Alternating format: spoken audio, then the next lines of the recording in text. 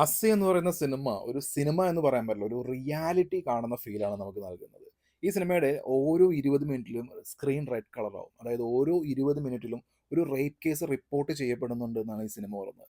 ഈ സിനിമ കണ്ടുകൊണ്ടിരിക്കുമ്പോൾ ഓരോ 20 മിനിറ്റിലും ഈ റെഡ് സ്ക്രീൻ ഇങ്ങനെ വരുമ്പോൾ നമ്മുടെ മനസ്സ് അസ്വസ്ഥമാവുന്നത് എങ്ങനെയാണെന്ന് പറഞ്ഞറിയിക്കാൻ പറ്റില്ല. റേപ്പ് ചെയ്യപ്പെട്ട പെൺകുട്ടി, അവളുടെ ട്രോമ ഇതെല്ലാം വളരെ റിയലിസ്റ്റിക് ആയിട്ടാണ് ഈ സിനിമയിൽ കാണിച്ചിരിക്കുന്നത്. ഇനി റേപ്പ് ചെയ്ത ആളുകളുണ്ടല്ലോ, നമ്മുടെ രാജ്യത്ത് സ്വാധീനം ഉണ്ടെന്നുണ്ടെങ്കിൽ രക്ഷപ്പെടാമെന്നുള്ള അവരുടെ ഒരു മനോഭാവം. അതിനകത്ത് മനോജ് ബാഹുവയുടെ ക്യാരക്ടർ ആണുങ്ങളുടെ ആസക്തിയെ ഭക്ഷണവുമായിട്ട് കമ്പയർ ചെയ്ത് സംസാരിക്കുന്ന ഒരു സീൻസ് ഉണ്ട്. അതെല്ലാം കാണുമ്പോൾ ആളുകളുടെ മൈൻഡ് സെറ്റിനെ കുറിച്ച് ഓർത്തുണ്ടാകുന്ന ഒരു പേടി.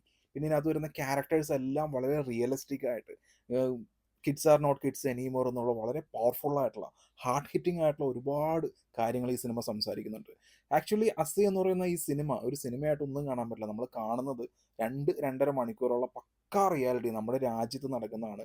'അസ്സി' എന്ന വാക്കിന്റെ അർത്ഥം 80 എന്നാണ്. അതായത് ഓരോ ദിവസവും 80 റേപ്പ് കേസാണ് നമ്മുടെ ഇന്ത്യയിൽ റിപ്പോർട്ട് ചെയ്യപ്പെടുന്നത്. ഇത് റിപ്പോർട്ട് ചെയ്യപ്പെടുന്നത് മാത്രമാണ്. അതല്ലാതെ വേറെ ഒരുപാടുണ്ട്.